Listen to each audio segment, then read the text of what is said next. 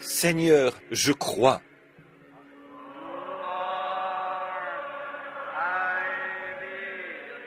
Seigneur, je crois.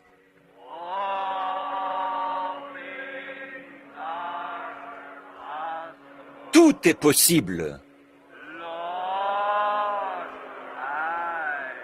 Seigneur, je crois. Restons debout un instant en courbant la tête. Seigneur Jésus, nous essayons à notre humble façon de t'exprimer par ce chant que nous croyons. Et nous te prions, Seigneur, de continuer maintenant à nous rompre le pain de vie, de nous donner ce dont nous avons besoin dans ta parole. Car c'est au nom de Jésus que nous le demandons. Amen. Vous pouvez vous asseoir. Je suis certain que même si je ne disais en ce moment que Amen, ce mot entièrement suffisant, les augustes bénédictions de Dieu reposeraient quand même sur cet auditoire. Ce matin, j'étais assis à écouter attentivement la réunion, à me réjouir des témoignages, des différentes manières de s'exprimer de chacun. Et d'entendre les nouveaux venus, ce frère Baptiste ici, qui est venu s'excuser d'avoir eu des idées un peu fausses. Alors j'apprécie de le voir assez humain, quelqu'un qui est assez humain ou assez intègre pour le faire, s'il croit avoir fait une erreur. Ce n'est pas vraiment à moi qu'il s'est excusé, mais à Dieu. Donc j'apprécie cela, voyez. Que Dieu bénisse notre frère et son frère l'évangéliste. Oh, d'être baptiste, vous savez, moi-même, j'ai déjà fait partie de l'église baptiste. J'étais membre de l'église baptiste missionnaire. Quand je me suis retrouvé parmi ces gens, je sais ce que vous ressentez. J'ai ressenti la même chose, rempli de quelque chose que je n'avais jamais connu. Je me rappelle la première fois que j'ai vu un pentecôtiste. C'était à Dowagiac, dans le Michigan. Non, excusez-moi, j'étais allé à la pêche quelques jours à Dowagiac et je revenais de Dowagiac vers l'Indiana. Et j'avais vu des pancartes avec le nom de Jésus sur les voitures et tout. Alors j'ai écouté leur réunion ce jour-là. Et le lendemain, ils m'ont demandé de venir dire quelques mots sur l'estrade. Et je l'ai fait. Et ils m'ont demandé de quelle église je faisais partie. Et je leur ai dit que j'étais baptiste. Et ce soir-là, un vieil homme de couleur allait prêcher. Il devait avoir près de 90 ans. Il est monté sur l'estrade. Ce vieil homme, ils ont quasiment dû le mener jusqu'à l'estrade. Il portait une espèce de longue redingote de prédicateur, à col de velours. Il avait juste une petite lisière de cheveux blancs sur les tempes.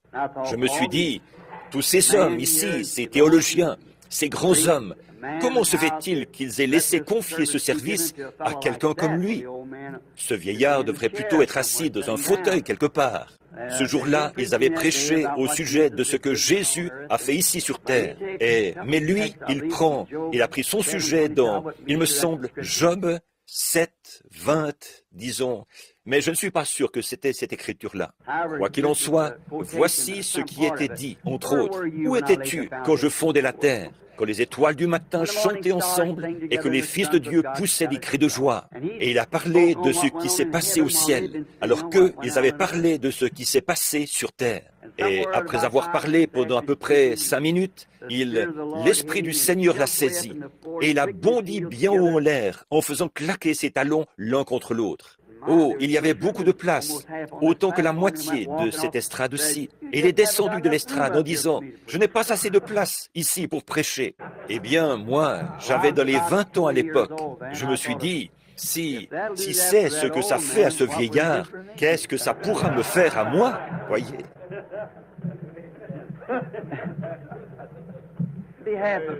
Pour m'assurer que tout soit bien en ordre pour nos nouveaux frères, et nous leur souhaitons chaleureusement la bienvenue dans notre fraternité. Je vois, et il me semble qu'on me l'avait signalé, qu'il y a un prêtre ici, je crois. Évidemment, comme je suis d'origine irlandaise, ma famille est catholique. Et puis aussi, quelques autres, des baptistes et différentes personnes. Vous avez pu être un peu troublés tout à l'heure. J'ai remarqué qu'aucun des frères n'en a parlé. Mais je me suis dit que j'essayerais d'éclaircir cela. Confrère Chagarian, Après que l'excellent orateur ici était tellement rempli de joie de savoir que la venue du Seigneur est toute proche, il a parlé dans une langue qui nous est inconnue. Et nous avons des interprètes qui donnent l'interprétation. L'Écriture dit que s'il n'y a pas d'interprète, on doit se taire. Mais si on parle en langue, puis que c'est interprété, cela devient une prophétie. Donc, ce qui était un peu troublant, c'est qu'il y en avait deux en même temps. En fait, ce n'était pas troublant du tout, voyez, parce que l'un d'eux donnait l'interprétation, l'autre prophétisait. Voyez, donc je me suis dit que je l'expliquerai à nos frères, au cas où ils n'auraient pas compris. C'est que l'un d'eux donnait correctement, avez-vous remarqué les limites de chacun d'eux dans le temps? Et l'autre était tellement rempli de l'Esprit lui-même que l'Esprit de Dieu prophétisait à travers l'un, interprétait, l'autre donnait l'interprétation. Donc, pour que ce soit clair, que parfois, il semble à l'esprit humain, tout comme notre précieux frère qui s'excusait ce matin. C'est un peu troublant pour quelqu'un qui ne comprend pas. Mais pour ceux qui sont vétérans dans ce combat que nous livrons, eh bien, nous comprenons ce qu'il en est de ces choses. Donc, je m'étais dit que je dirais quelque chose là-dessus, si vous étiez d'accord.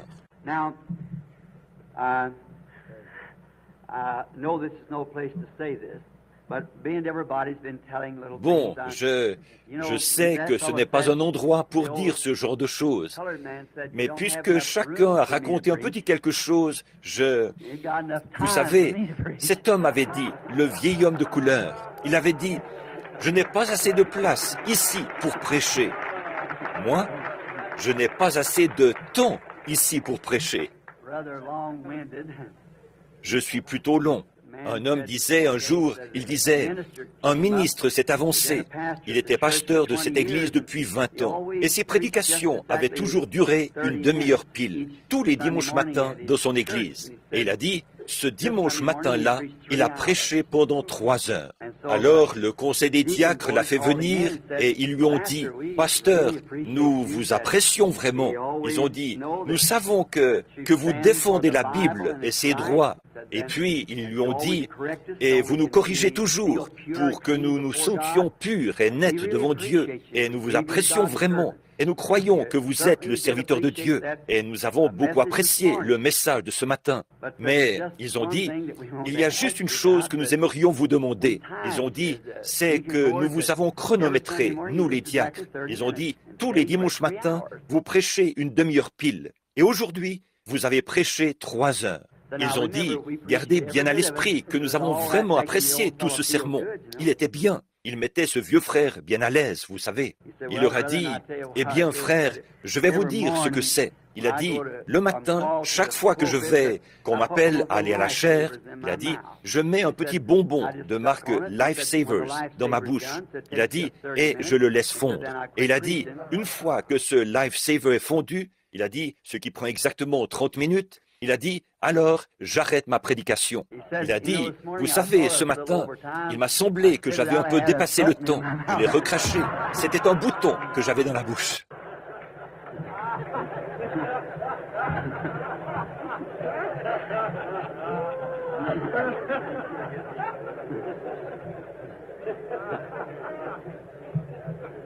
I ain't gonna put anything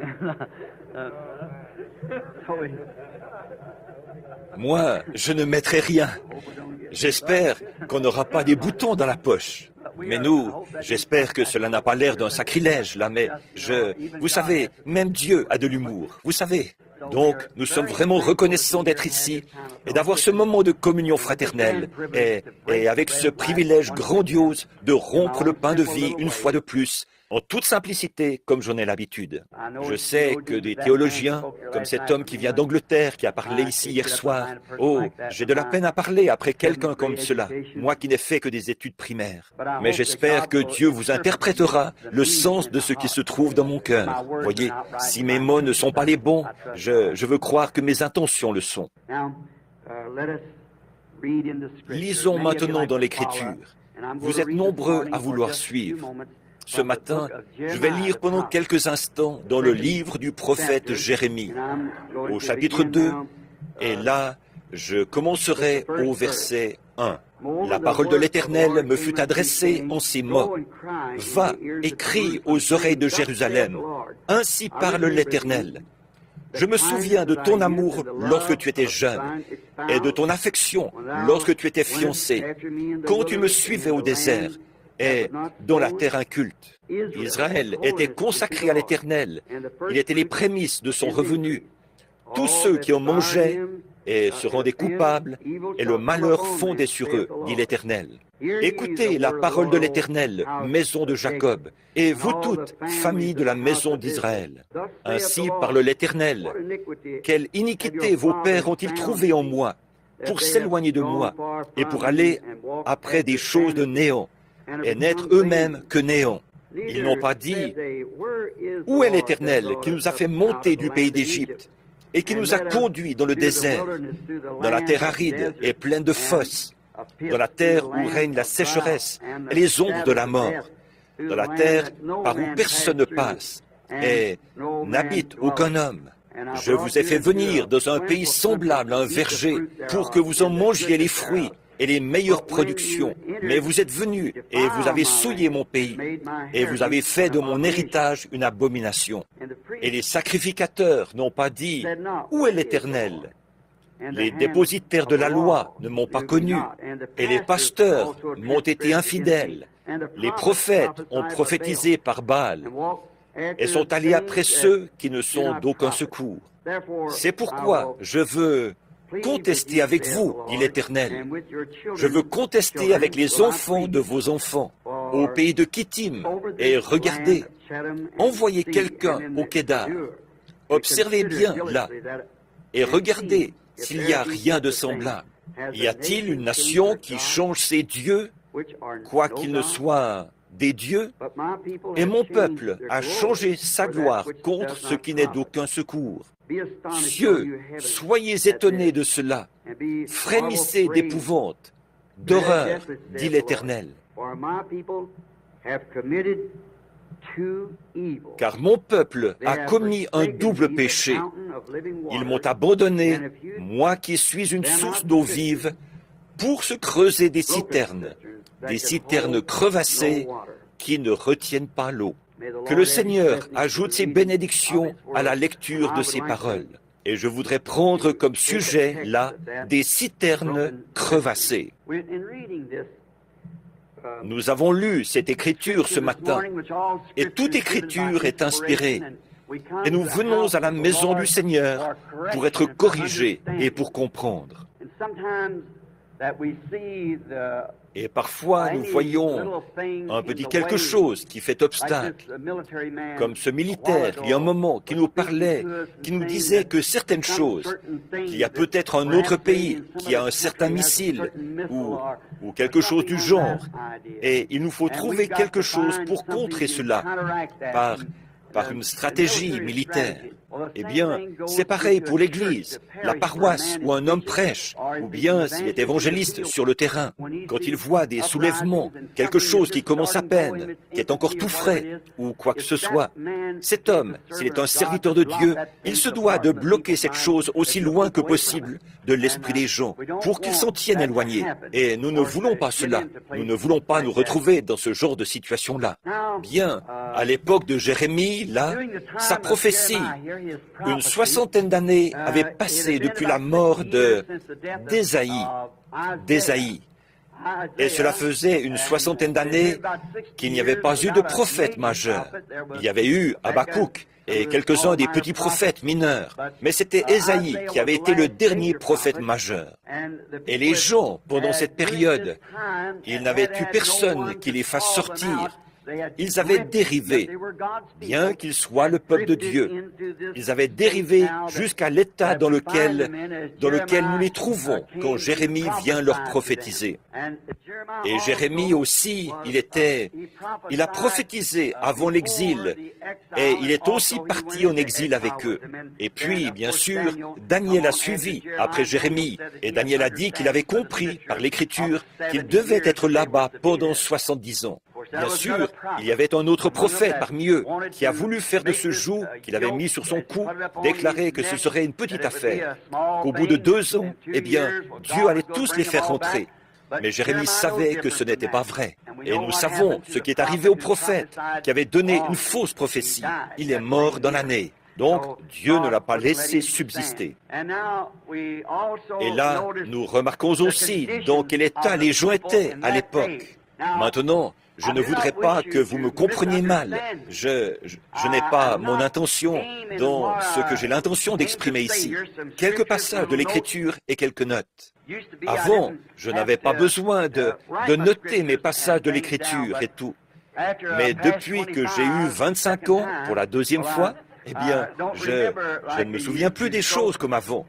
C'est pourquoi je note le passage de l'Écriture, pour savoir un peu où je vais. Et puis, à passer tant de temps à prier pour les malades et ainsi de suite, et à être loin, je n'ai plus le temps de vraiment étudier comme je devrais le faire.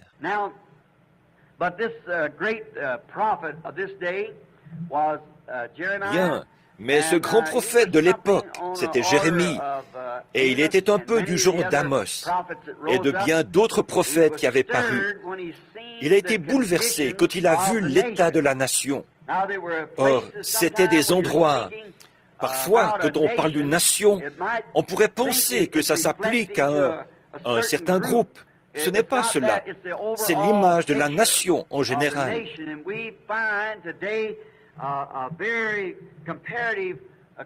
Et aujourd'hui, nous trouvons un état très comparable aujourd'hui à celui qu'il y avait à l'époque de Jérémie.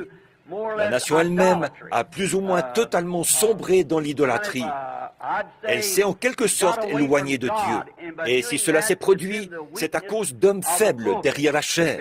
En effet, si les hommes derrière la chair s'en étaient tenus fermement et strictement à la parole de Dieu, Dieu serait dans chaque assemblée, comme il agit parmi nous ici. Mais ils ont détourné les gens de cela, et c'est de cela que j'aimerais parler ce matin. Et bon, nous voyons que c'est absolument vrai dans tous les âges. Je crois que c'est Amos, je l'ai mentionné dernièrement, qui a dit qu'il n'était ni prophète ni fils de prophète. Mais il a dit, quand le lion rugit, qui ne serait effrayé? Et si quelqu'un a déjà entendu un vrai lion rugir dans les endroits sauvages, les lions cages qu'on entend par ici, ils ne font que miauler. Mais quand il y en a un qui rugit dans les endroits sauvages, tout se met sur ses gardes. J'ai bivouaqué dans la jungle pour les chasser, et c'est le roi des animaux. Quand ce lion rugit, même les coléoptères se taisent. Tout se tait. Les cris des chacals et des hyènes et des autres animaux, le jacassement des babouins et des singes et des coléoptères, on s'en à peine penser. Mais qu'un lion rugisse au loin et tous les coléoptères se taisent. Voyez, tout a peur de lui. Pourtant, il y a beaucoup de choses qui peuvent le tuer. Mais il est reconnu comme roi parmi les animaux. Il a dit, quand le lion rugit, qui ne serait effrayé? Il a dit, et Dieu a parlé, qui ne prophétiserait? Et là, je pense qu'aujourd'hui, la situation, de nouveau, correspond à ce défi. Dieu a parlé, voyez, et nous voyons l'écriture sur la muraille. Donc, il nous est facile de prophétiser et de voir que nous sommes au temps de la fin. Et nous voyons Dieu de tous les groupes de dénominations, en partant du catholicisme, en passant par toutes les églises protestantes, les bouddhistes et tout de l'Inde, et tout ce qu'il y a d'autre. Il appelle son peuple à se réunir. Il les rassemble. Et je suis vraiment heureux de cela, de voir arriver ce jour. Alors c'est un grand jour, l'un des plus glorieux privilèges. Si j'avais connu avant qu'il y ait un monde, quand nous étions des âmes, une partie de Dieu, et c'est ce que nous sommes, car nous étions avec lui avant la fondation du monde. En effet, il n'y a qu'une seule forme de vie éternelle, c'est Dieu, et nous sommes une partie de lui. Nous étions pas au point de savoir et de pouvoir penser et d'avoir un être, mais ce que nous étions, nous l'étions là, dans ses pensées, avant la fondation du monde. C'est que nous faisons partie de lui, comme mon fils fait partie de moi, et que je fais partie de mon père, et ainsi de suite. Nous sommes fils et filles de Dieu par sa préscience. Et à l'époque, si j'avais eu la connaissance que j'ai maintenant, et si j'avais pu voir toute l'étendue du temps, et s'il m'avait dit, à quelle époque est-ce que tu aimerais vivre? J'aurais choisi cette époque-ci, maintenant même, à la veille de la fin de l'histoire mondiale et de la venue du royaume de Dieu qui s'établira sur terre. Je pense que l'époque la plus glorieuse de tous les âges, c'est maintenant même. Nous voyons ici qu'Israël est accusé par le prophète. Dieu l'avait établi et l'avait envoyé là-bas. Ils ont été accusés de 2 grands péchés. Et nous voulons parler de ces 2 choses qu'ils avaient faites. Et nous voulons que cela nous soit profitable. Bon, ils s'étaient détournés de Dieu, de la source d'eau vive, et ils s'étaient creusés des citernes. Ils s'étaient détournés de ce que Dieu leur avait donné, et ils s'étaient creusé quelque chose qu'ils avaient fabriqué eux-mêmes. Et ces citernes, vous remarquerez qu'elles s'étaient crevassées et qu'elles fuyaient. Or, une citerne crevassée ne retient pas l'eau, elle fuit. J'ai grandi à la ferme et je sais ce que c'est qu'une vieille citerne et les difficultés que ça donne. Et cette citerne qui fuit, c'est une très bonne image, je trouve, de notre époque où tout ce qu'on a essayé de faire pour rassembler les hommes, rassembler les gens, rassembler les églises, c'en est venu à être toujours du rayon des tentatives intellectuelles. On a essayé de faire que tous les méthodistes deviennent des baptistes et vice-versa, et les différentes dénominations. Et ce n'était pas le programme de Dieu dès le départ. Dieu n'a qu'un seul lieu de rencontre. Il l'a dit là-bas, dans le livre de l'Exode. J'ai choisi le lieu où je mettrai mon nom, et c'est le seul lieu où je rencontrerai les gens. Il avait choisi un lieu pour y mettre son nom, et là où il avait mis son nom, c'est là qu'il rencontrait Israël. Il a un lieu où il rencontre son Église aujourd'hui, et il a choisi ce nom, et ce nom c'est Jésus-Christ. Et c'est là qu'il rencontre le vrai croyant, quand il est en Jésus-Christ. C'est là que Dieu a choisi de mettre son nom. Vous direz, le nom de Dieu, il a dit, je suis venu au nom de mon Père. C'est donc là que Dieu a mis son nom. C'était en Christ. Et c'est en Christ que nous pouvons tous nous rencontrer sous le sang versé et y avoir la vraie communion fraternelle. Au commencement, dans le jardin d'Éden, Dieu a établi son programme quant au lieu où il allait rencontrer l'homme. Et ce n'était pas dans la compréhension intellectuelle. Si cela avait été le cas, Ève correspondait parfaitement à son programme. Mais nous savons qu'elle a accepté la conception intellectuelle de Satan. Sûrement que Dieu ne fera pas ça, mais Dieu avait dit qu'il le ferait. Donc il a choisi le lieu de la rédemption, et c'était par le sang, et non par une conception intellectuelle. Donc, tous nos efforts, ce n'est que du vent, mais c'est dans la nature humaine. Les gens vont chercher à agir ainsi. Si on avait le temps, on pourrait voir ça bien en détail. Mais je ne veux pas prendre le bouton. Donc, nous allons essayer de simplifier au maximum des citernes qui fuient. Et nous voyons que c'est absolument arrivé de nouveau. C'est une image fidèle de cet âge où nous vivons, de toutes nos tentatives. Et sont méprisés tous les efforts de chaque serviteur de Dieu, pour peu qu'il prononce le nom de Jésus-Christ. Il mérite d'être honoré, ne serait-ce que pour avoir prononcé son nom avec vénération et respect. Et malgré les grands systèmes d'évangélisation qui ont parcouru la terre et tout, en ces derniers jours, je pense qu'on ne pourra jamais faire que les gens soient d'un même cœur, tant qu'on ne les fera pas venir sous le sang de Jésus-Christ. C'est le seul lieu où nous pourrons être en sécurité. Quelqu'un m'a téléphoné il n'y a pas longtemps de l'Est en me disant « Frère Branham, j'ai entendu dire que vous avez déménagé vers l'Arizona et que vous y avez établi un endroit où on est en sécurité. » Et comme vous le savez, le message est venu. Le Seigneur m'a dit ce qui allait se produire en Alaska et en Californie et ce qui se passerait. Et ça s'est passé comme ça. Ils ont dit, bon, si cela vient à trembler et tout, quel est le périmètre de sécurité? J'ai dit, je ne connais qu'un seul périmètre de sécurité. C'est en Christ, car ceux qui sont en Christ, c'est le seul que je connaisse. Or, Jérémie a aussi été appelé le prophète en larmes. Et c'est que, je crois, ce qui faisait pleurer ce prophète, c'est qu'étant prophète, et c'est à eux que vient la parole du Seigneur, ils voyaient les gens suivre leur tradition en croyant bien faire. Et il n'y avait aucun moyen de les détourner de cela. C'est qu'ils allaient tout droit en exil, car nous savons qu'on récolte ce qu'on a semé, qui qu'on soit, quoi qu'on soit. Et en tant que nation, nous avons récolté, ou plutôt semé, et nous allons forcément récolter. Demain, si le Seigneur le veut, je parlerai l'après-midi des douleurs de l'enfantement. Et c'est un point que j'aborderai là, le fait qu'il n'y a rien à quoi on puisse échapper. On doit forcément récolter ce qu'on a semé.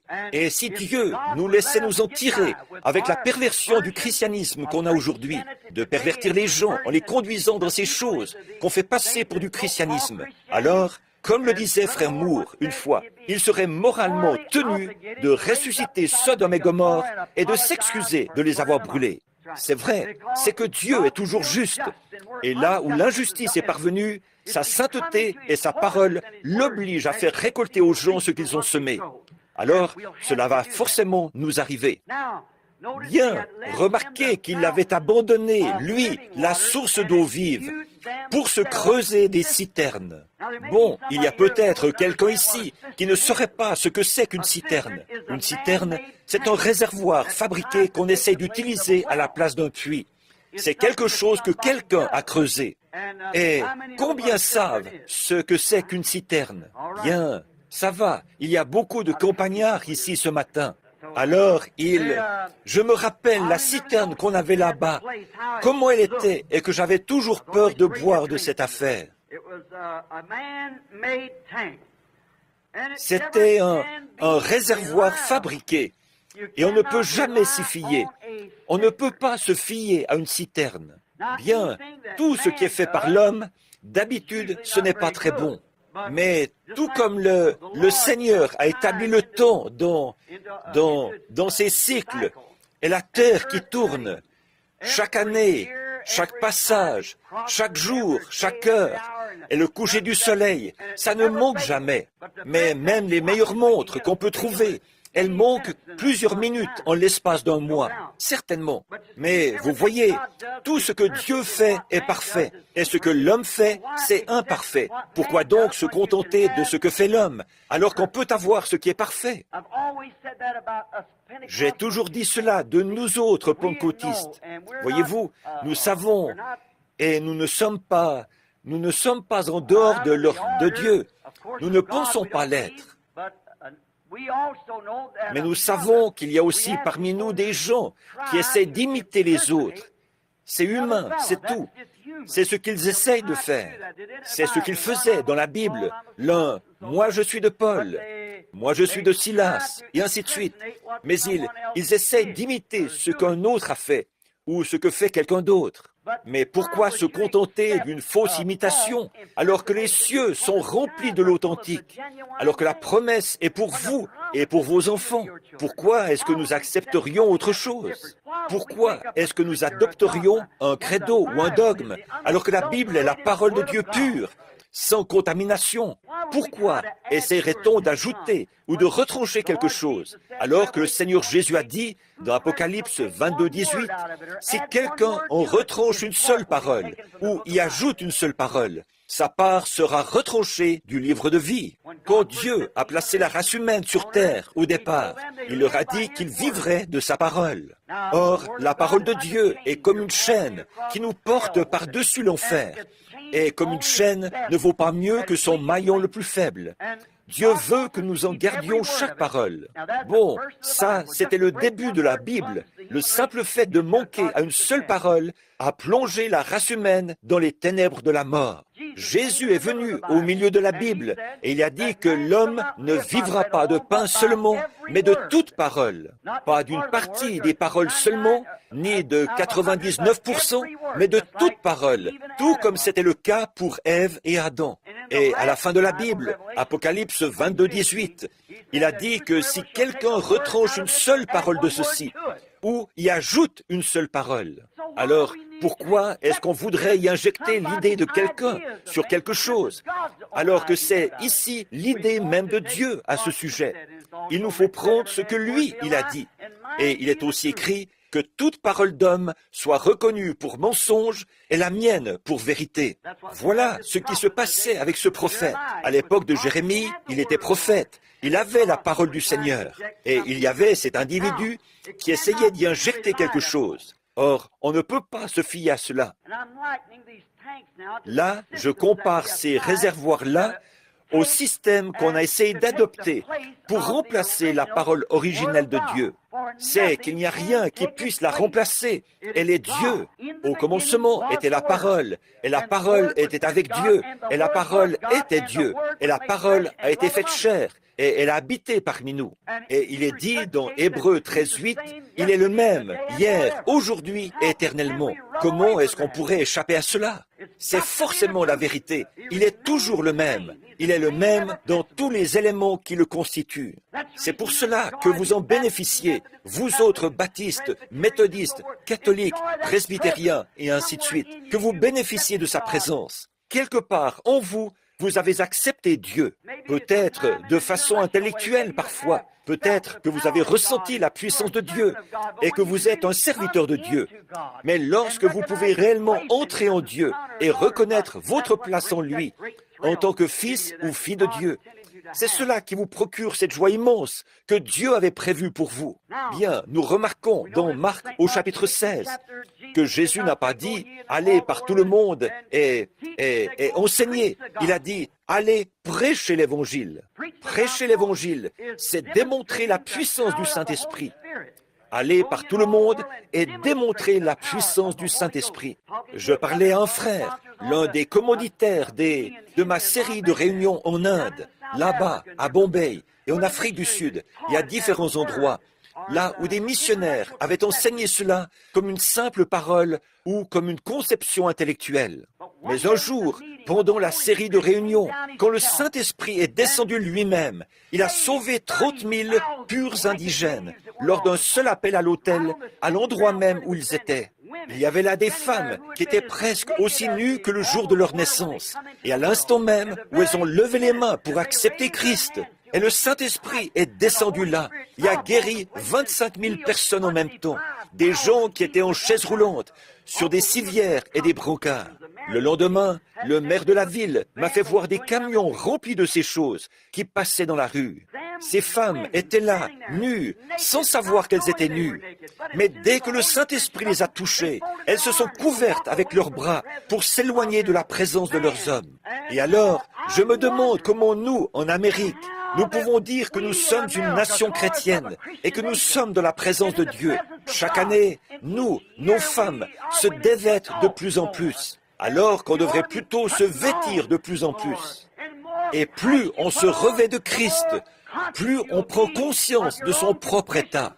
Parfois, en voyant le comportement des gens dans la rue, je me demande s'ils ont vraiment toute leur tête. On dirait qu'elles ne se rendent pas compte qu'en faisant cela, eh bien, elles deviennent un appât pour le diable, servant à envoyer des âmes en enfer. C'est vrai, mais le monde est dans une corruption du même genre qu'à l'époque de Jérémie. Maintenant, pour en revenir à la citerne, donc on ne peut pas se fier à cette citerne, parce qu'elle ne peut pas se remplir toute seule. Elle doit compter sur les pluies locales pour être remplie. Les pluies locales, c'est-à-dire les réveils locaux. Avoir un petit réveil par ici et un petit réveil par là, et ainsi de suite, pour la remplir. Alors, on ne peut pas s'y fier. Elle ne peut pas se remplir toute seule. Elle est incapable de le faire par elle-même. Elle n'y arrive pas. Elle doit compter sur les pluies pour être remplie. Et remarquons d'où lui vient sa pluie, d'où lui vient son eau à la citerne. Elle lui vient du toit des étables, des hangars, où il y a plein de poussière et de saleté qui se déposent. La pluie emporte cela et le fait descendre tout droit dans la citerne, dans un réservoir fabriqué. Cela devient quasiment comme un cloaque, et ça ruisselle du toit de l'étable, où il y a tous les animaux, avec les odeurs de la basse-cour et ainsi de suite. Ce qui se dépose là, l'air souffle, tout ça, fait déposer la poussière et tout sur les tables. Et ensuite, les pluies locales viennent faire ruisseler le tout. Ensuite, cette eau est conduite par une gouttière fabriquée, à travers un tuyau fabriqué, vers un réservoir fabriqué.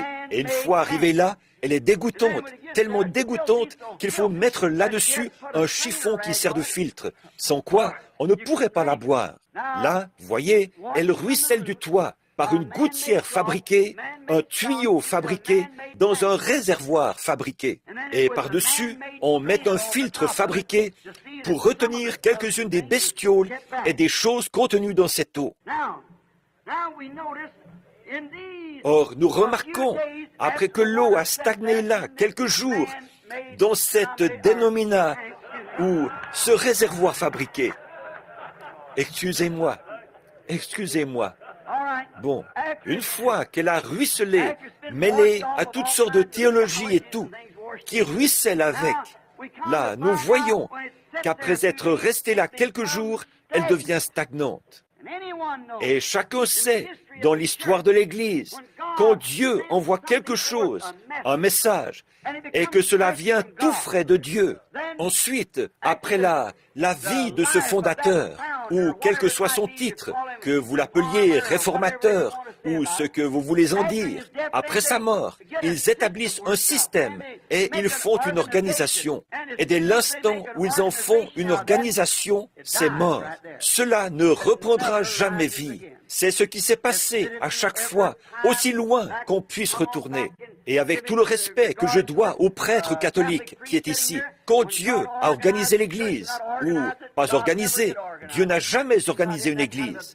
Il n'est pas dans ce genre de choses. Il est dans la naissance, pas dans l'organisation.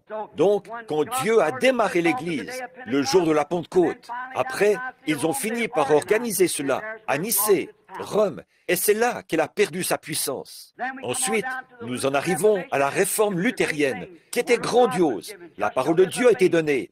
Le juste vivra par la foi. Et à ce moment-là, au lieu de grandir tous ensemble, de continuer à marcher, à avancer tous ensemble, ils ont fait une église luthérienne. Ils se sont séparés de ce groupe. Et puis, ça a été la mort. Ensuite, Dieu a suscité John Wesley avec la sanctification, le message de la seconde œuvre de la grâce, ce qui était merveilleux. Mais après Wesley et Asbury, on a organisé cela. Ça a été la mort. Ensuite sont apparus les pentecôtistes avec la restauration des dons. Ils allaient très bien. Qu'est-il arrivé? On a organisé cela et ça a été la mort. Exactement. Or, au milieu de tout ceci, Dieu fait quand même sortir un reste de chacune de ces générations. Certainement qu'il le fait. Et c'est notre tour de sortir, de nous rassembler.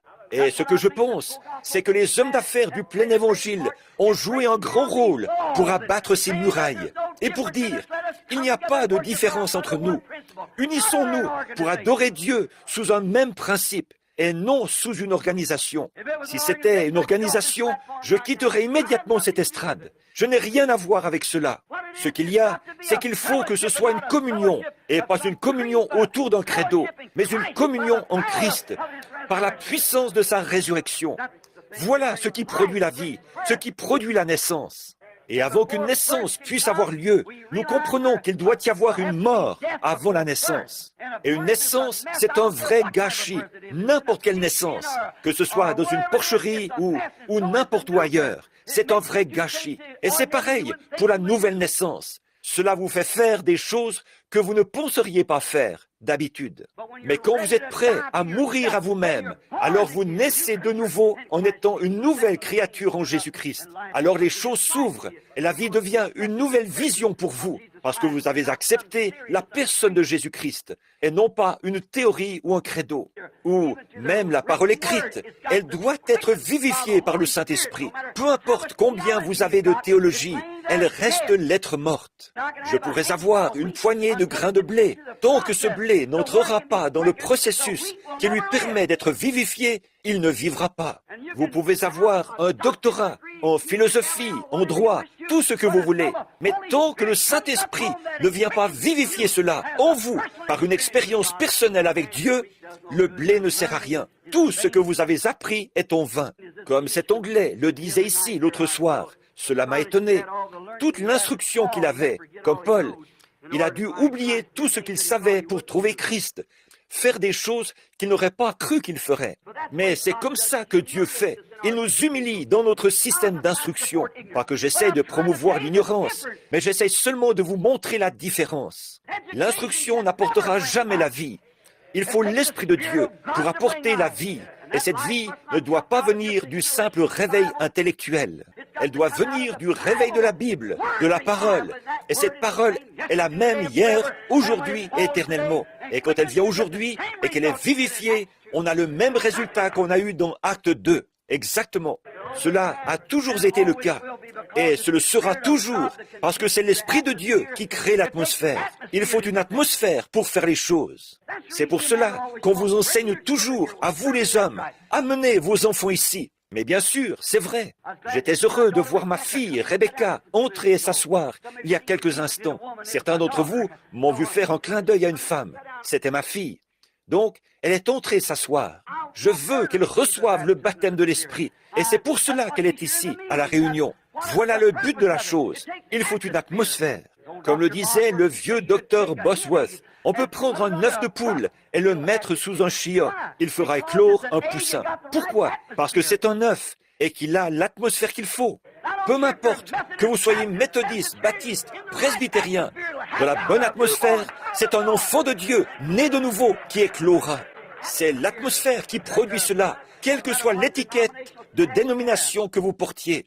Autrefois, je faisais le rassemblement du bétail.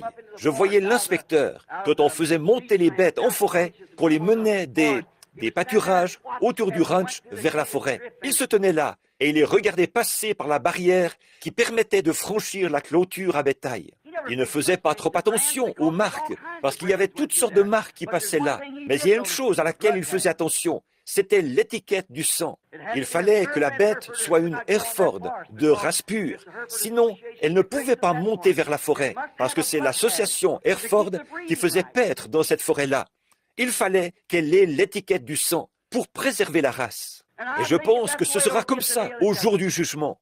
Il ne me demandera pas si j'ai été méthodiste, baptiste, pentecôtiste ou presbytérien, mais il cherchera l'étiquette du sang. Quand je verrai le sang, je passerai par-dessus vous.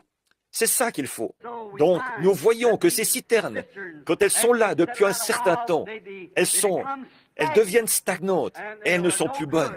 Et là, ça devient un repère de grenouilles, de lézards, de serpents, de bestioles, de microbes et tout.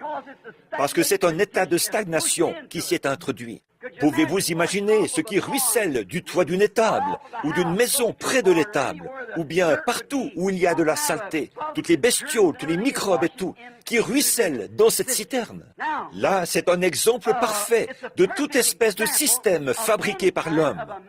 L'homme est un raté dès le départ. C'est pour cela qu'il a besoin d'un sauveur. Lui-même, il ne pourrait pas se sauver. Il ne peut rien faire pour cela. Il est perdu dès le départ. Il est venu au monde pécheur. Il vient au monde en disant des mensonges. C'est un menteur dès le départ. Comment donc pourrait-il s'aider lui-même? Comment un saint homme le pourrait-il? Il n'y a pas de saint homme. Il n'y a pas de sainte Église. C'est un Saint-Esprit, pas une sainte Église, un saint peuple. C'est un Saint-Esprit au milieu du peuple. Voilà ce que c'est. Amen. Pas une sainte montagne où Pierre et les autres se tenaient. Ce n'est pas la montagne qui était sainte, mais c'est le Dieu saint sur la montagne qui la rendait sainte.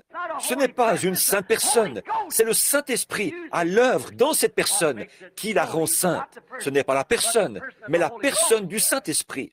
Ce n'est pas l'homme, parce que lui, il n'est qu'un homme, né dans le péché, enfanté dans l'iniquité, venu au monde en disant des mensonges.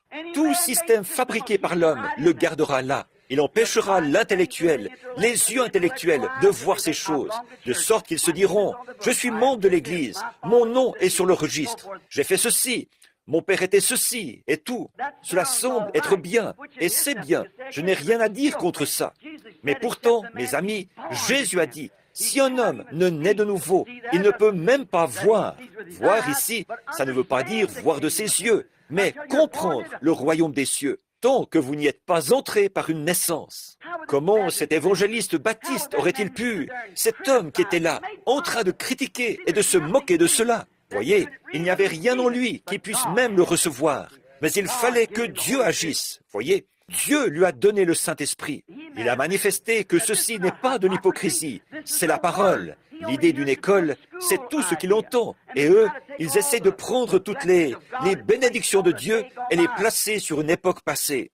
Il n'y a pas longtemps, un jeune prédicateur baptiste qui est ici ce matin, il est venu me voir et il m'a dit, « Frère Branham, il y a une chose que vous faites qui est une erreur. » J'ai dit, « Aidez-moi donc. » Et il m'a dit, « Je pense que vous êtes quelqu'un de sincère, de bien, mais... » J'ai dit, « Je vous remercie, monsieur. » Il a dit, « Mais il y a une chose que vous faites qui est une erreur. » J'ai dit, « J'espère que le Seigneur aussi ne trouve en moi qu'une seule erreur. » Et il a dit, « Eh bien, voici l'erreur que vous faites. » Il a dit, « Vous essayez de présenter au monde un ministère apostolique. » Il a dit, « Alors que le ministère apostolique a pris fin avec les apôtres. » J'ai dit, « Puisque nous sommes entre baptistes, j'aimerais vous poser une question. » Il a dit, « Laquelle ?» J'ai dit, « Croyez-vous que la parole de Dieu est inspirée d'un bout à l'autre ?» Il a dit, « Mais bien sûr. » J'ai dit, « Alors il a dit, n'y ajoutez pas une seule parole et n'en retranchez pas une seule parole. » Donc j'ai dit, « Je vais vous montrer où la bénédiction apostolique est venue sur les gens selon une promesse de Dieu. Maintenant, à vous de me montrer la promesse de Dieu selon laquelle elle aurait été retirée des gens. Voyez, si vous ne pouvez pas montrer cela dans la parole, alors laissez tomber, voyez. J'ai dit, parce qu'elle est toujours active. Il n'a plus rien dit pendant quelques instants. Alors j'ai dit, eh bien, alors frère, j'aimerais vous demander ceci. Pierre a présenté le message apostolique au jour de la Pentecôte. Et nous savons tous que c'est vrai, parce qu'il avait les clés du royaume que Jésus lui avait données. Et remarquez ce qu'il a dit là. Il a dit, repentez-vous, chacun de vous, et soyez baptisés au nom de Jésus-Christ pour le pardon de vos péchés, et vous recevrez le don du Saint-Esprit.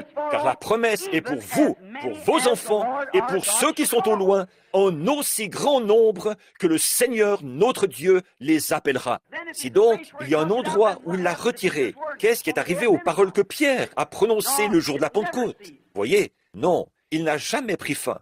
Agneau mourant, ton précieux sang ne perdra point sa puissance, jusqu'au jour où l'Église rachetée se tiendra à tes côtés. Alors, d'un chant plus grand, plus beau, je louerai ton salut, quand pour toujours, dans le tombeau, cette langue se sera tue. Oh Dieu, aide-moi à croire cela et à m'y accrocher, et aide-nous tous à le faire, et à nous y tenir, parce que c'est la vérité de l'Évangile. Oui, monsieur, un homme qui est sage ne devrait jamais regarder à ces choses. Il devrait savoir que cela ne marche pas. Cela n'a jamais marché. Une religion organisée et une expérience organisée, cela ne fonctionnera jamais dans la présence de Dieu. Il faut que cela vienne de Dieu, sans contamination. Dieu n'a jamais utilisé cela. À aucun moment dans le passé, Dieu n'a utilisé un tel système. Là, vous obtenez des membres et ce genre de choses. Mais je parle de la véritable semence de Dieu, la bénédiction, comme celle qui est descendue au jour de la Pentecôte. Cela ne vient jamais par une organisation. Cela vient par une naissance, en naissant de nouveau. Nous sommes invités à prendre Israël comme exemple, et ils en étaient un. Remarquez, ils l'ont abandonné, lui, la source qui leur était donnée, et ils se sont creusés des citernes. Pouvez-vous imaginer une chose pareille? Un homme qui est en train de boire un puits artésien et qui veut se faire une citerne, voyez, pour y boire? Bien, c'est ce que le prophète a dit, c'est ce que la parole de Dieu a dit, c'est ce que Dieu a dit au prophète. Vous m'avez abandonné et vous m'avez quitté, moi qui suis la source d'eau vive, pour vous creuser des citernes qui sont crevassées et qui fuient. Voyez, quelque chose. Ils voulaient quelque chose qu'ils puissent contrôler ou qui montre ce qu'ils avaient fait. Voilà la folie des religions organisées. De toujours essayer. Il faut qu'ils puissent y faire quelque chose par eux-mêmes. Il leur faut tous ces systèmes, ces sociétés et tout ça. Je fais partie de ceci maintenant. Au lieu de rester humblement des enfants de Dieu, ils veulent quelque chose par quoi ils puissent se mettre en avant. Au lieu de laisser Dieu faire les choses à sa façon, ils veulent les faire à leur façon à eux. Et c'est ce que les systèmes ont fait de l'Église aujourd'hui. Pas chaque système, l'un veut que ce soit comme ceci, l'autre veut que ce soit comme cela. Si vous êtes méthodiste, il faut que vous soyez comme ceci. Baptiste, comme ceci. Presbytériens, catholiques, tous les autres, ils ont leur système. Je n'ai rien contre cela, mais ce n'est pas de cela que je veux parler. L'homme veut faire les choses à sa façon, et Dieu a sa façon à lui de faire les choses. Et il a dit, vous vous accrochez à votre façon de faire, à une citerne crevassée, et vous refusez de prendre mon chemin, le chemin de la vie. Et c'est la même chose aujourd'hui. Ça n'a pas varié d'un pouce. Pensez seulement à la folie que c'est pour un homme de quitter un puits artésien qui fait jaillir une eau claire, pure, pour vouloir se tourner vers une citerne crevassée qu'il s'est faite. Se creuser une citerne dans laquelle ruisselle toute la saleté qu'il y a sur le toit de l'étable et boire ça. Il y a forcément quelque chose qui ne tourne pas rond mentalement chez cette personne-là. Et quand un homme s'attache à une conception ecclésiastique de la Bible, au lieu d'accepter le Saint-Esprit qui confirme la Bible et vous la rend réelle, il y a quelque chose qui ne tourne pas rond spirituellement chez cette personne-là. C'est tout à fait vrai. Mais oui, le Saint-Esprit, ils ont tous une interprétation de leur Bible, ce qu'on croit être vrai. Dieu n'en a pas besoin de votre aide. Dieu n'en a pas besoin de votre interprétation. Dieu est son propre interprète. Dieu fait son interprétation de la façon qu'il a dit qu'il le ferait. Au commencement, le Seigneur a dit que la lumière soit, et la lumière fut. Cela n'a pas besoin d'interprétation. C'est ce que Dieu a fait. Il a dit, une vierge concevra. Et elle l'a fait. Cela n'a pas besoin d'interprétation. Il a dit qu'il répandrait son esprit sur toute chair. Il l'a fait. Cela n'a pas besoin d'interprétation. Dieu interprète sa propre parole, en la confirmant, en la manifestant et en la prouvant. C'est comme cela qu'il était prouvé qu'un prophète était de Dieu. Il a dit, s'il y a quelqu'un parmi vous qui est spirituel ou prophète, c'est dans des visions que moi, l'Éternel, je me révélerai à lui. C'est dans des songes que je lui parlerai. Et si ce qu'il dit s'accomplit, craignez-le. Mais si cela ne s'accomplit pas, ne le craignez pas. C'est la même chose quand Dieu prononce sa parole et que l'homme dit, la parole, c'est ceci, et que cela s'accomplit comme il l'a dit. Alors c'est Dieu là qui agit. Mais s'il dit, c'est comme ceci, et les jours sont passés, alors cela ôte tout. Il prend dans sa main un pain d'affamé, destiné aux enfants. Il le leur enlève alors qu'ils meurent de faim. Pourquoi voudrait-on boire à une citerne alors qu'il y a là un puits artésien? Qu'est-ce que c'est qu'une source de vie maintenant? Qu'est-ce que c'est qu'une source de vie, une source d'eau vive? C'est un puits artésien. Voilà à quoi on pourrait comparer cela. Maintenant, j'aimerais que vous remarquiez les différences entre une citerne et une source d'eau vive, entre un puits artésien et une vieille citerne toute crevassée, qui est là, pleine de bestioles, de lézards, de grenouilles, de microbes et tout, voyez? Et ici, il y a un puits artésien. Maintenant, regardez bien ceci. Il se suffit à lui-même. On n'a pas besoin de recourir à des grands systèmes pour y injecter plein d'argent. On n'a pas besoin d'y faire adhérer plein de membres. Il soutient ses membres de l'esprit de vie qui est en eux, à l'œuvre. Remarquez l'eau qui en sort. Elle est fraîche, pure et claire. Pas une citerne, quelque chose de stagnant, qui a été endoctriné par 40, 50 pensées différentes, qui ont dit « voici ce qui est vrai, et voilà ce qui est vrai ». Et telle conception est de voter et de désigner comme ils le font et d'en faire une dénomination. C'est la parole de Dieu, pure et claire, sans contamination, qui vient de la main de Dieu. C'est un vrai puits artésien.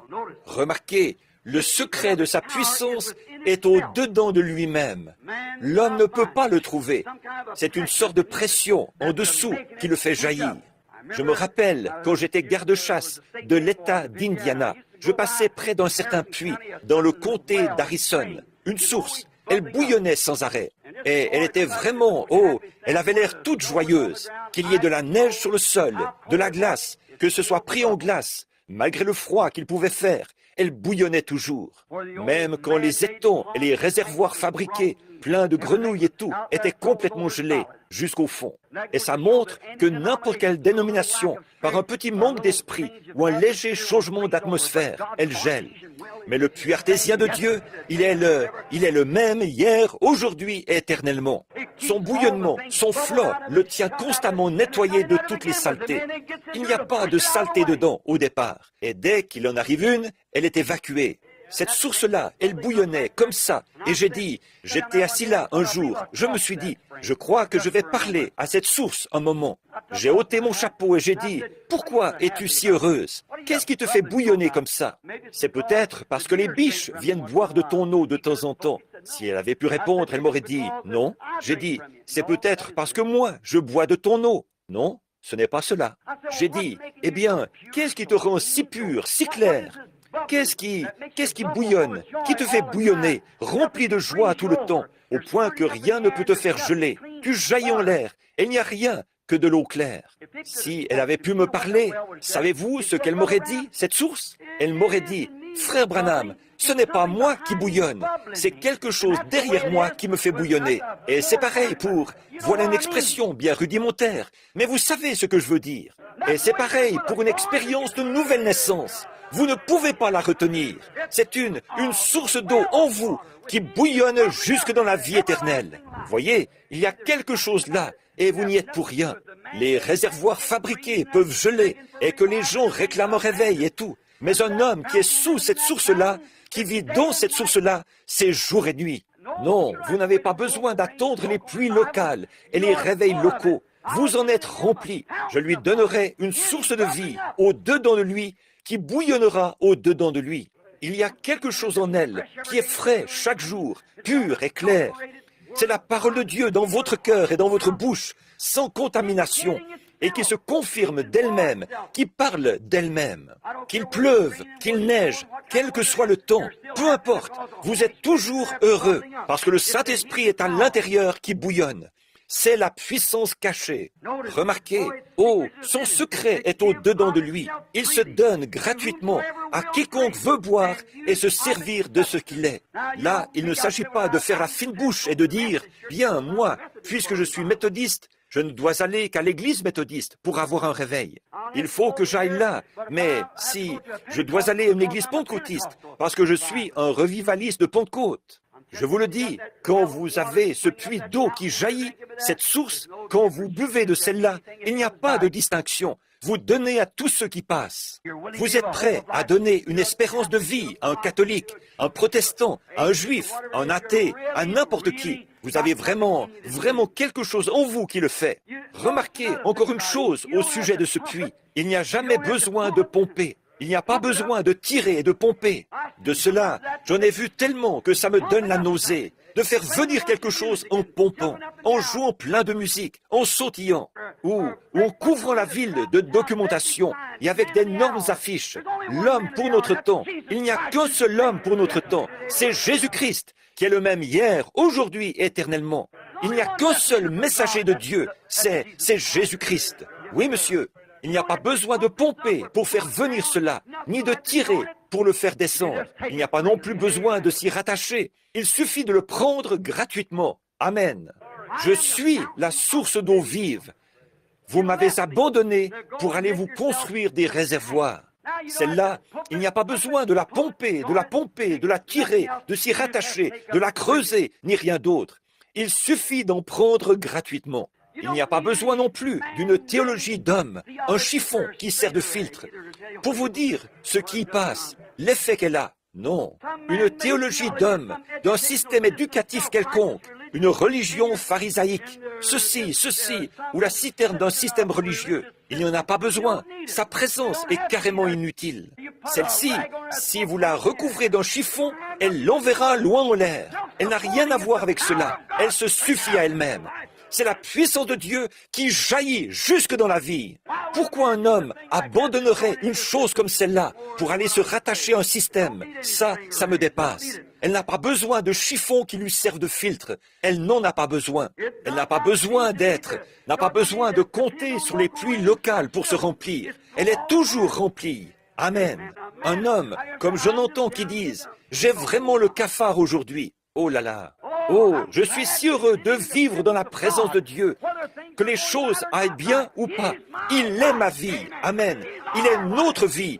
Il est la vie en abondance. Oui, monsieur. Et regardez ce qu'elle fait pour nous. Sa puissance et sa pureté sont en elle-même. Elle n'a pas besoin d'être amorcée pour la faire venir de la citerne ou d'un autre système. Quelqu'un dira, eh bien, de quelle association avez-vous la carte de membre? Voyons voir si vous êtes un bon baptiste. Je vais voir si vous avez une carte.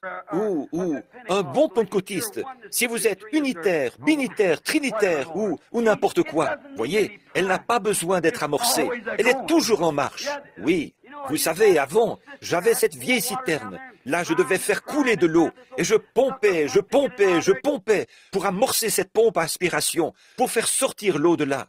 Vous savez, faire couler encore de l'eau dedans, faire couler encore, plein de bestioles et tout dedans, et pour faire sortir encore des bestioles et tout.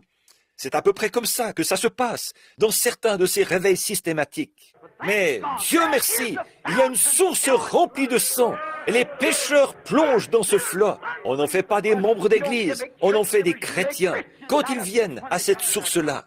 Pourquoi voudriez-vous abandonner la source d'eau vive pour boire dans un cloaque pareil? Il n'y a pas à pomper, sa puissance est en elle-même. Elle n'a pas besoin d'être amorcée. Oui, monsieur, car elle-même, elle a sa propre vie en elle-même.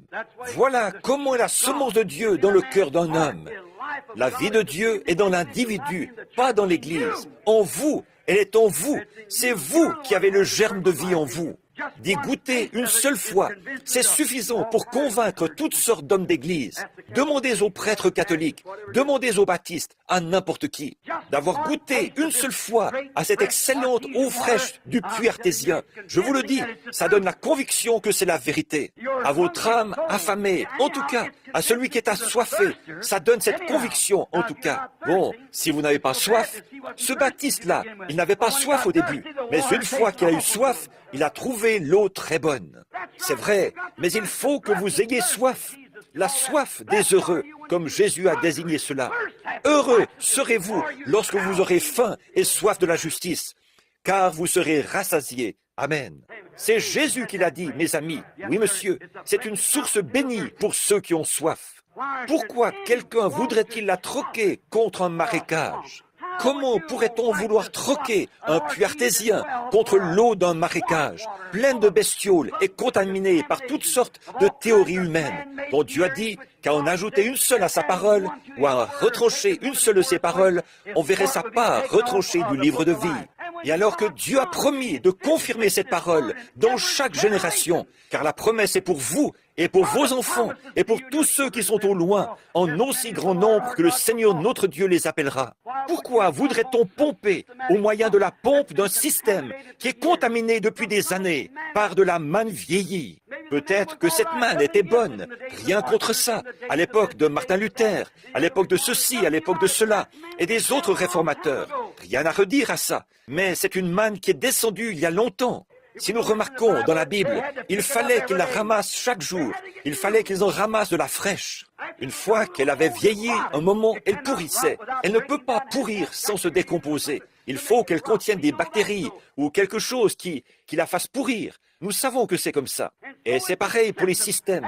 Une fois que c'est resté là, d'un grand réveil jusqu'à un autre, ça devient contaminé, plein de bestioles. C'est comme une citerne remplie d'asticots, comme on les appelait, d'espèces de bestioles qui grouillent là-dedans. Et c'est ce qui cloche dans l'expérience de tant de gens aujourd'hui. Ils sont tout pleins de fables asticotées. Ils s'en font asticoter l'un et asticoter l'autre, en racontant des fables qui n'ont absolument aucune vérité. C'est vrai, des fables bien asticotées, qui se transmettent de l'un à l'autre. J'étais méthodiste, je me suis joint au baptiste. J'étais catholique, je me suis fait ceci, je me suis fait cela. Ce ne sont que des asticots. Oh, laissez tomber tout ça et venez à la source. Amen. Au puits artésien, la présence de Christ qui reste toujours vivante. Je crois qu'il est l'inépuisable source de la vie. Plus vous en recevez de lui, plus elle est fraîche, plus elle est froide, meilleure elle est, et meilleur goût elle a. Voilà maintenant 33 ans que je le sers, et c'est encore chaque jour meilleur que le jour d'avant. Je n'ai jamais... Il a dit qu'on n'aurait jamais soif si on boit de cette eau. Remarquez comme c'est formidable. Oh, Israël a fait comme beaucoup de gens font aujourd'hui. Ils ont abandonné la source d'eau vive pour aller se creuser des citernes. Maintenant, parlons de la grâce pendant un instant, de la grâce de Dieu. Nous avons des lois et des règlements. Et si vous n'êtes pas à la hauteur de la norme, j'ai un étalon de mesure religieux. Si vous n'êtes pas tout à fait à la hauteur, vous ne pouvez pas entrer, et ainsi de suite. Mais c'est par grâce que Dieu nous sauve, pas par un étalon de mesure, voyez. Mais Dieu, parlons de la grâce là. Comment cela a bien pu arriver alors qu'on buvait de lui, de cet étalon de mesure. Les murmures, Israël qui murmurait. Regardez, il a dit, « Et je vous visiterai de nouveau. » Remarquez cela dans l'Écriture. Remarquez, il va les éprouver, les visiter de nouveau. Israël qui murmurait à la mer Rouge. Ils ont été invités à le suivre à travers les eaux stagnantes de l'Égypte pour être un peuple libre. Ils étaient esclaves. Ils ont été invités à traverser pour être un peuple libre avec lui, à sortir en traversant la mer morte, ou plutôt la mer Rouge, à sortir en la traversant pour s'en aller dans un désert, pour mettre une séparation entre eux et les imitateurs qui ont essayé d'imiter ça sans avoir été circoncis. Oh, voilà ce qui a causé les difficultés. Ils ont tous péri, en plein dans le dé ou en plein dans la mer. Pharaon et son armée, ils avaient vu des êtres humains marcher par une puissance surnaturelle. Donc les voilà qui sont venus essayer d'imiter ça sans avoir été inclus dans cette bénédiction. Et en faisant ça, ils ont péri. C'est une imitation charnelle. Un homme qui essaye de faire ça, qui essaye d'imiter quelque chose, ce qu'il fait là, c'est une imitation charnelle d'un vrai chrétien. Mon frère indien, là, il le sait. En allant vers Bombay, on voit les gens là-bas, les hindous et tout, qui s'allongent sur des clous et qui marchent sur du verre et qui marchent dans le feu pour montrer ce qu'ils sont capables de faire. Et des choses comme, eux, ce sont des imitations charnelles d'un homme qui est tout au fond de la jungle, qui fait cela comme un sacrifice pour son Dieu. Nous trouvons cela partout où il y a une vie religieuse, des imitations charnelles, quelqu'un qui essaie d'être comme quelqu'un d'autre. Il n'y a qu'un seul exemple à imiter, c'est d'être comme Jésus-Christ qui était la parole. Donc, quand la parole de Dieu viendra à vous, ce sera pareil. Mais Dieu les a quand même conduits jusqu'au pays promis. Ils ont trouvé aussi que tous les réservoirs, quand ils ont entrepris leur traversée du désert, qu'ils étaient en route, là, après s'être séparés, ils ont constaté que tous les réservoirs étaient à sec pour eux. Et vous trouverez la même chose, frères, quand vous entreprendrez ce voyage vers le pays promis. Vous trouverez les portes closes, comme disait ce brave prédicateur, qui était anglican ou quelque chose, que son église l'avait bien vite mise à la porte. Voyez, puisqu'il avait amené un certain nombre de personnes à recevoir le Saint-Esprit, dès lors, son cas était réglé. Et nous, et Israël, en tant qu'exemple, ils ont trouvé la même chose pendant leur voyage vers le pays promis. Les réservoirs étaient tous à sec. Oui, leur voyage, en obéissance à la parole de sa promesse, leur voyage et ces réservoirs qu'ils ont trouvés à sec. Bien, ils ont trouvé qu'on ne pouvait pas se fier aux réservoirs pour le voyage. Et si vous voulez faire route en obéissance à la parole de Dieu et que vous essayez de vous rattacher à ceci et de vous rattacher à cela, vous découvrirez qu'il n'y a pas un seul réservoir au monde qui soutiendra cela. Absolument pas. Vous êtes un individu. Dieu vous conduit exactement comme il veut vous conduire. Donc, nous avons trouvé la même chose aujourd'hui et tous les réservoirs sont à sec. Mais les promesses sont toujours vraies pour Dieu, qui tient la promesse qu'il a faite à son peuple. Il a promis de pourvoir à tous leurs besoins, donc il l'a fait. Au milieu de tous ces réservoirs vides, à sec, réfléchissez à ça. Et d'Israël qui se plaignait dans le désert pendant le voyage. Il a pris à part son guide serviteur, le prophète Moïse, et il a ouvert une source d'eau vive par un rocher frappé pour que ses enfants croyants ne périssent pas. À notre époque, pour moi, cela exprime bien la grâce. Nous sommes indignes. Ce que nous avons fait, comment nous avons vécu, nous sommes indignes.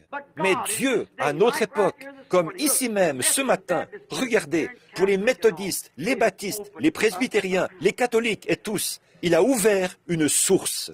Hébreux 13 le prouve, il est le même hier, aujourd'hui et éternellement. Donc, cela atteste Jean 3,16, car Dieu a tant aimé le monde qu'il a donné son Fils unique, afin que quiconque croit en lui ne périsse point, mais qu'il ait la vie éternelle. Il a été élevé pour plus d'une raison, parce que les gens murmuraient et péchaient, et parce qu'ils avaient été mordus par des serpents et étaient en train de mourir, et pour le pardon de leurs péchés et pour la guérison de leurs maladies. Et c'est cette même source qui nous est ouverte aujourd'hui, pour notre salut et pour notre guérison physique, car il est le même hier, aujourd'hui et éternellement. Et quand le rocher a été frappé, ordre donné par la parole de la promesse de Dieu, alors il a fait jaillir des flots d'eau pure claire, pas de l'eau stagnante ni contaminée, mais la présence même de Dieu, de l'eau pure qui a sauvé tous ceux qui en ont bu. Nous savons que c'est bien vrai parce que nous le lisons dans l'Ancien Testament. Cela servait de type. Là, il n'y avait pas besoin de tirer, de pomper, de s'y rattacher, d'aller au séminaire pour apprendre à s'en servir. Là-bas, ils vous disent comment vous en servir. Voyez, oh, eh bien, si vous avez reçu le Saint-Esprit, ça, nous y croyons, mais voilà, c'est comme ceci que vous devez faire. Mais vous voyez, il n'est pas question de le contrôler. On ne se sert pas du Saint-Esprit. C'est le Saint-Esprit qui se sert de vous. Voyez, on ne doit pas se servir du Saint-Esprit. C'est le Saint-Esprit qui dispose de vous. Un don, ce n'est pas quelque chose qu'on prend comme un couteau pour aiguiser un crayon. Il s'agit de s'abandonner à Dieu et de s'enlever du chemin pour que le Saint-Esprit puisse vous utiliser. Remarquez, ils n'ont jamais eu besoin d'en pomper ou d'en tirer. Pas plus qu'ils n'ont eu besoin de demander « Bien, comment se sert-on de cette eau ?» C'est qu'ils savaient comment s'en servir. Ils avaient soif, ils savaient quoi en faire. Et c'est pareil pour un homme ou une femme, peu importe de quel credo ou de quelle dénomination il fait partie. S'il a soif de Dieu, il n'a pas besoin de courir au séminaire, comme c'était le cas pour ce frère anglican, ou plutôt ce frère anglais d'hier soir, de devoir aller quérir des instructions auprès de l'église anglicane pour savoir comment il doit utiliser ce glorieux don qu'il a reçu, le parler en langue, et comment il doit faire ceci. Il se ferait virer d'entrée. Voyez, comme il avait soif, Dieu l'a rempli, c'est tout.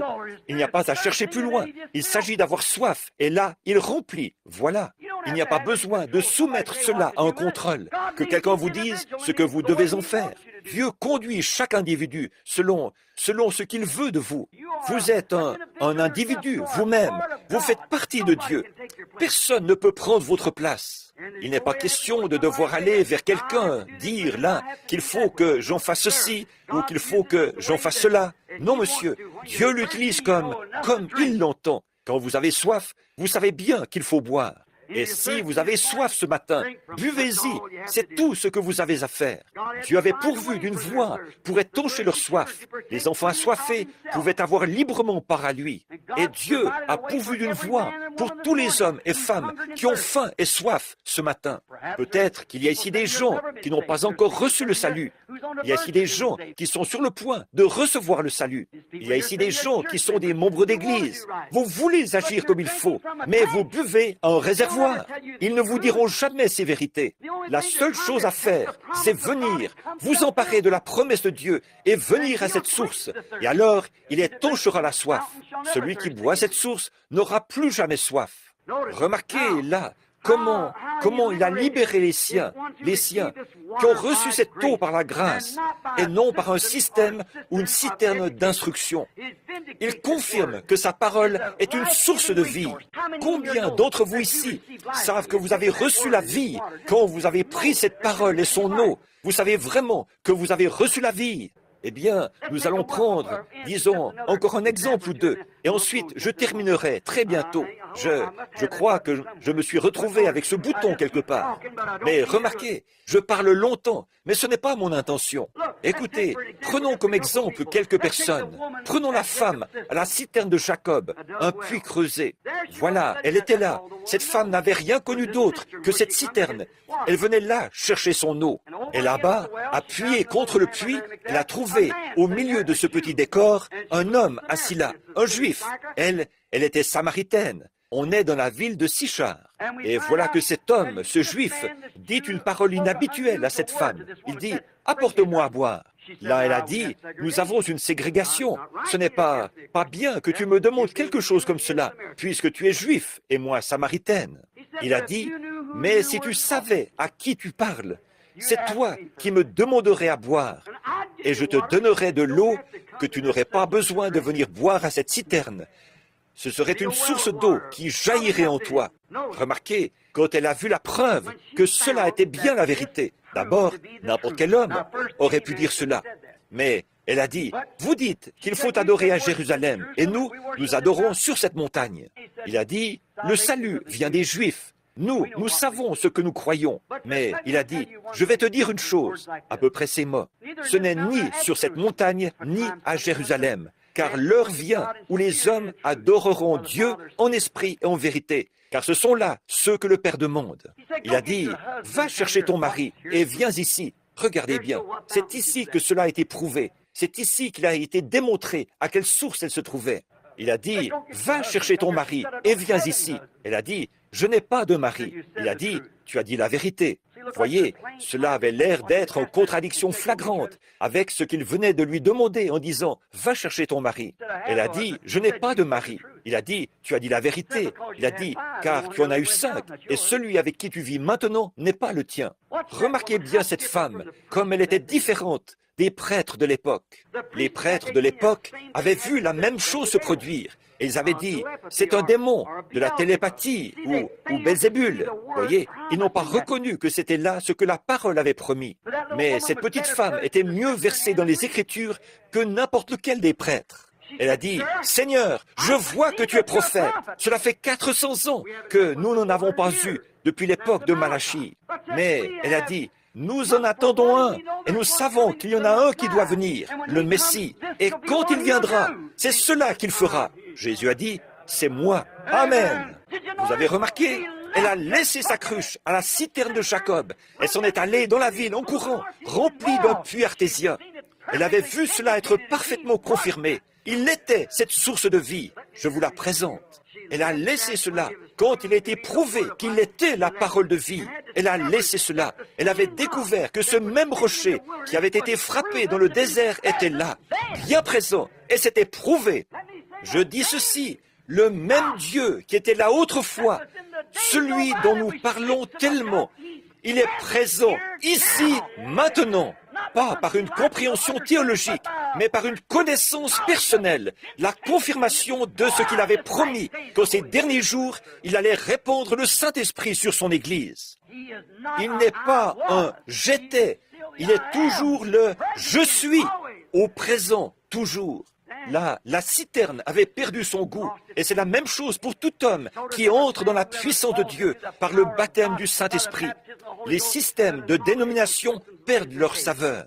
Vous ne voulez plus de ces grenouilles, de ces lézards et de ces insectes stagnants et tout ça. Vous buvez à une source qui est fraîche et pure, la parole de Dieu, qui est fraîche à chaque heure dans votre âme. C'est la même chose maintenant, quand il a été prouvé que la parole est la vérité. Goûtez et voyez si ce n'est pas juste. La citerne avait bien servi, elle avait bien servi en son temps, mais vous voyez, il y avait là la source de vie. Ce n'était plus le puits de Jacob pour la boisson spirituelle. Ils avaient cru que s'ils buvaient à ce puits, alors tout irait bien. Mais à présent, la source de vie elle-même était là. Maintenant, nous n'avons plus besoin des systèmes et des organisations que nous avons. Nous sommes au temps de la fin. Et Dieu a promis ces choses qu'il devait faire en ce temps de la fin. Et nous les voyons s'accomplir au mot près.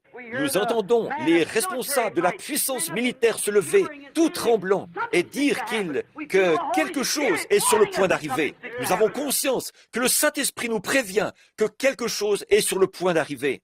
Nous voyons que tout est en place. Alors, quittez ce système et venez à la source. Oui, monsieur, le puits avait eu son utilité, mais maintenant, elle se trouvait en face de la source elle-même. Dans Jean 7, 37 et 38, Jésus a dit au dernier jour de la fête du tabernacle, qu'est-ce qu'il a dit? Si quelqu'un a soif, qu'il vienne à moi et qu'il boive, en plein milieu d'un groupe de théologiens. Si quelqu'un a soif, qu'il vienne à moi et qu'il boive. Car l'Écriture dit, des fleuves d'eau vive couleront du fond de son être. Voilà la source vive. Voilà la source que les gens ont abandonnée aujourd'hui. En échange d'un credo, ils ont abandonné la source d'eau vive.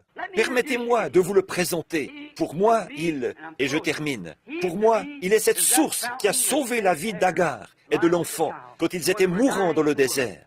Je crois qu'il est ce rocher dans Ésaïe 32, qu'il est ce rocher dans une terre altérée. Il est le refuge à l'heure de la tempête.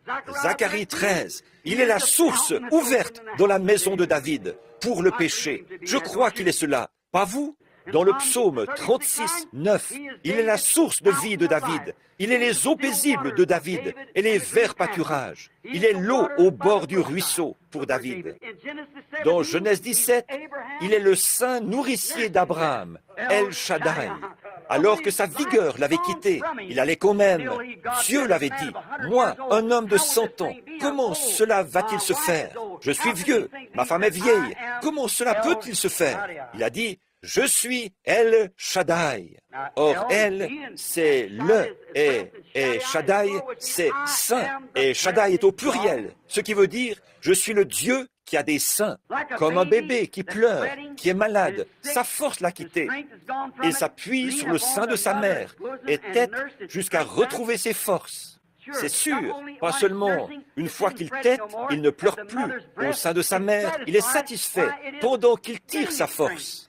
Et tout homme qui prend la promesse de Dieu dans son cœur, la promesse est pour vous, pour vos enfants, pour ceux qui sont au loin, en aussi grand nombre que le Seigneur notre Dieu les appellera. Appuyez-vous dessus, têtez et retrouvez vos forces. Enfants qui pleurent, crois-le, c'est pour les croyants. Le poète croyant. J'aurais beaucoup de cantiques à l'esprit que les poètes ont trouvés pour nous. Une fois, l'un d'eux a dit qu'il y a une source remplie du sang des veines d'Emmanuel.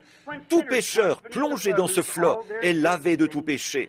Le brigand mourant vit avec joie cette source de vie en son jour. Et moi qui suis vil comme lui, j'y puis laver mes péchés. Depuis que par la foi, j'aperçois ce flot coulant de tes blessures, je redirai sans me lasser ton amour rédempteur. Pour moi, il est les eaux de la parole de séparation qui séparent de tout ce qui est contraire à sa parole. Voilà la source que je crois qu'il est. Oui, monsieur, ce sont ces eaux-là qui m'ont séparé des citernes fabriquées pour me tourner vers la source d'eau vive. Oh, mon ami, on pourrait continuer sans arrêt à parler de tout ce qu'il est pour nous. Il est l'alpha, l'oméga, il est le commencement, il est la fin, il est celui qui était, qui est et qui vient. Il est la racine et la postérité de David. Il est l'étoile du matin. Il est mon tout en tout. Et frères, sœurs, si vous n'avez pas eu si toute votre vie, vous n'avez bu qu'un petit réservoir fabriqué, pourquoi ne pas abandonner ce réservoir-là ce matin pour venir à la source? Inclinons la tête un instant. With your heads bowed.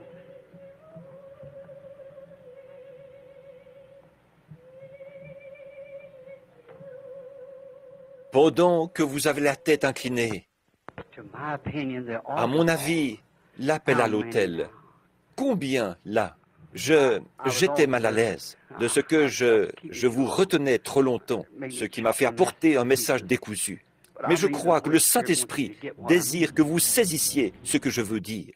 Écoutez, il n'y a rien de plus important aujourd'hui que de se mettre en règle avec Dieu. Voyez, nos dîners, quoi que ce soit, peu importe. Le Seigneur est ici. Ça, jusqu'à maintenant, je n'avais entendu ça peut-être qu'une seule fois dans ma vie. Now, all of you here, not how many, all of you here that want Maintenant, combien, just stand up. tous ceux qui sont ici, pas combien, tous ceux qui sont ici, qui veulent y boire, levez-vous un instant pour que nous prions. Que Dieu vous bénisse. Que le Seigneur vous bénisse. Maintenant, combien de personnes qui sont ici, qui sont maintenant debout, voudraient dire, en levant la main comme ceci, « Ô Dieu, agis en moi, remplis-moi, je veux boire à cette source. » Je n'ai pas agi comme il fallait, mais je désire que tu me le pardonnes. Je désire que tu effaces mes péchés et que je sois dès ce jour vraiment... Regardez-moi ça. Oh, There is a fountain filled il y a une source remplie du sang from Emmanuel, des veines d'Emmanuel. and sinners plunged deep. Tout pécheur plongé dans ce flot est lavé de tout péché.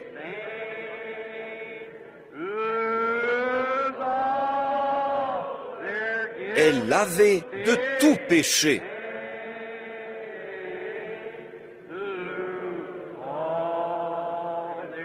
Lavé de tout péché. And sinners plunged deep. Tout pécheur plongé dans ce flot est lavé de tout péché.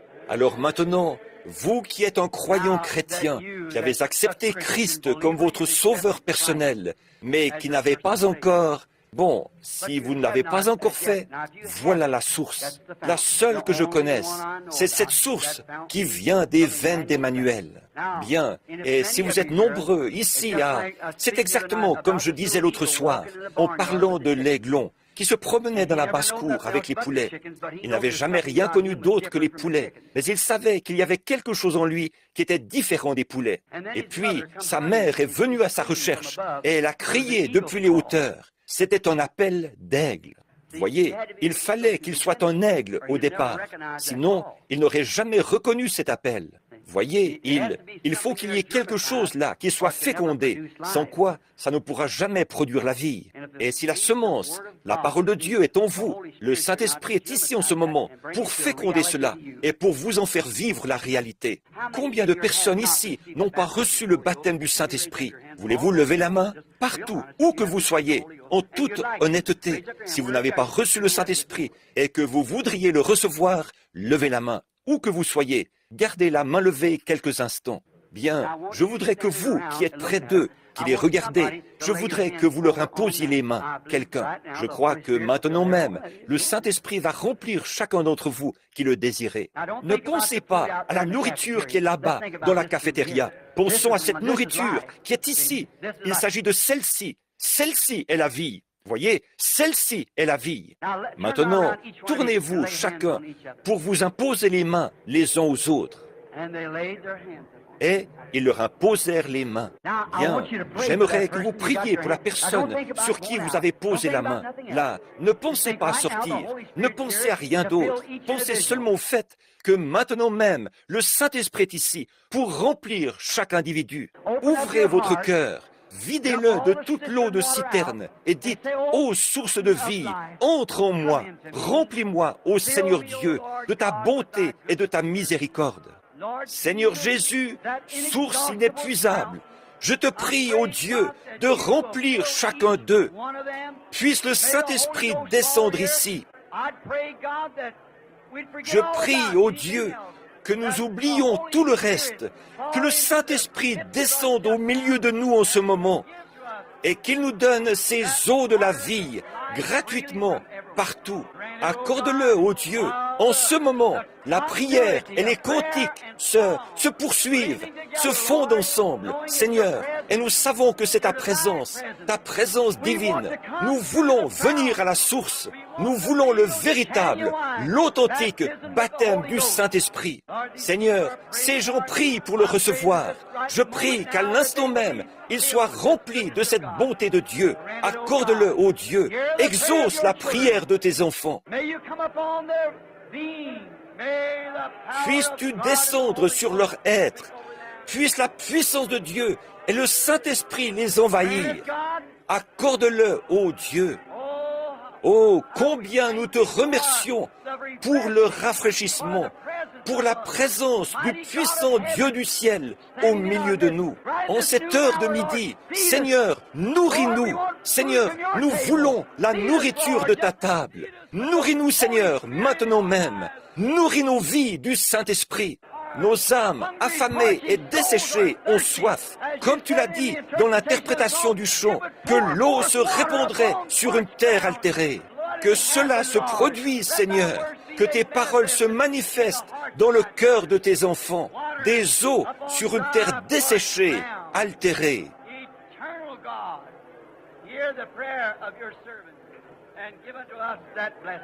Dieu éternel, exauce la prière de ton serviteur et donne-nous cette bénédiction. Amen. Oh, comme j'aime continuez à le louer maintenant. Rendez-vous compte, le Saint-Esprit est ici. Si vous ne le recevez pas, c'est votre faute. Comme j'aime Jésus. M'aimes-tu plus que ne m'aime ceci? J'aime Jésus. Parce qu'il m'aima le premier.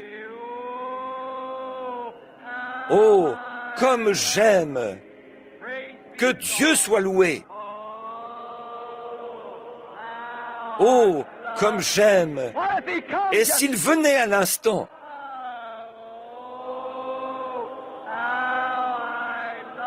Oh, comme j'aime Jésus.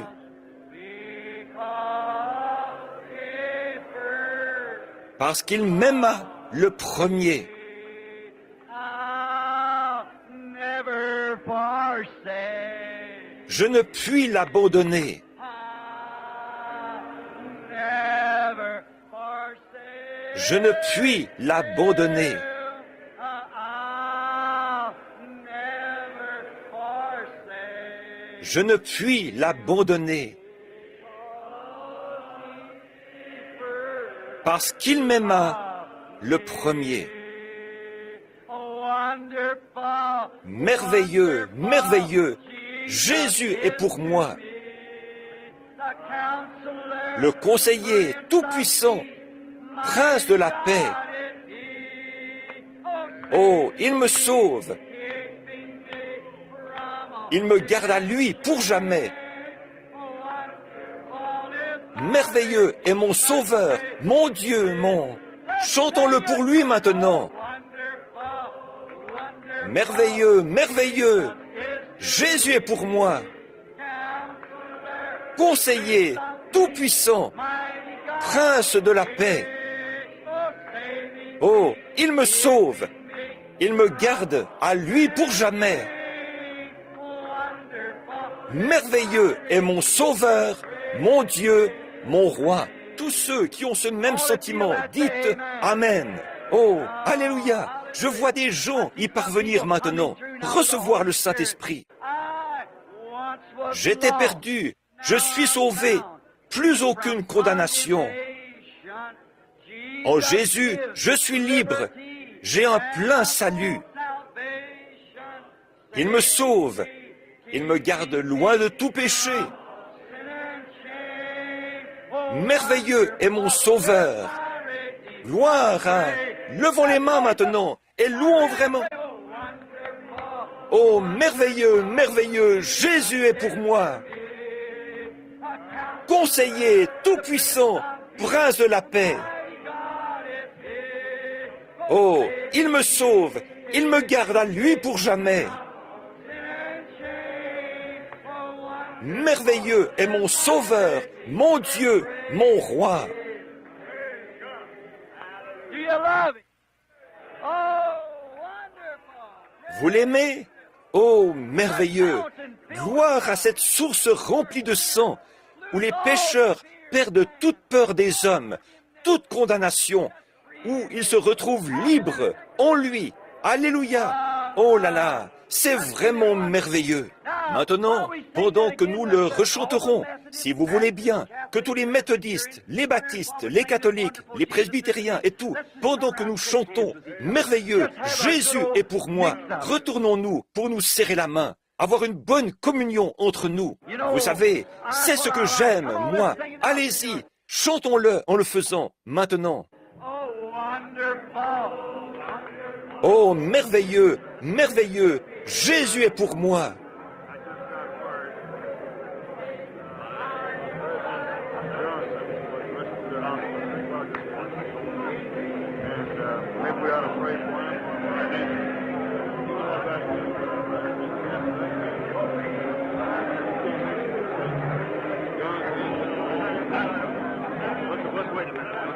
Wonderful. Merveilleux, Jésus est, c'est vrai.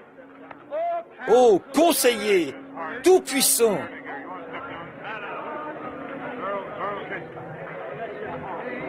Keeping me from all sin and shame. Wonderful is my Redeemer. There's down through me. It makes the lame to walk and the blind to see. It opens prison doors, sets the captives free. Well, there's a river of life flowing down through La Bible dit, priez pour ceux qui sont haut placés. Our Heavenly Father, Notre Père céleste, nous sommes dans un besoin urgent pour le chef de notre pays, notre président. Il ne saura peut-être jamais ceci, Seigneur, mais toi, tu le sais. Je prie pour frère Johnson, puisqu'il dit croire en toi.